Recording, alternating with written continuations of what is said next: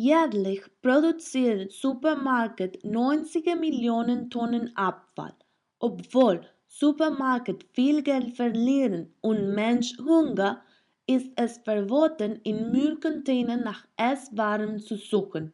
Um ehrlich zu sein, nicht alle Menschen möchten in Müllcontainern nach Lebensmitteln suchen, aber die meisten möchten Geld sparen. Mit dies Supermärkte können mehr Geld für Lebensmittel erhalten, anstatt es in den Müll zu werfen, und Leute können Geld sparen. Durch folgende Regal, die Mitarbeiter sammeln Lebensmittel ein, die gewöhnlich auf den Müll laden würden, aber noch nicht aufgelaufen sind.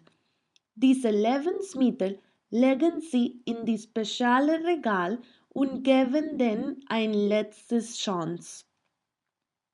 Die Menschen werden sie zu einem besonderen Preis kaufen können, zum Beispiel per Kilogramm. Die nicht verkauften Lebensmittel kann man leicht zu den Müllcontainern transportieren. Dies ist Energie- und Zeitsparend für Mitarbeiter. Diese Regale werden aus recyceltem Holz erstellt, zum Beispiel aus Paletten und Aluminiumrohren.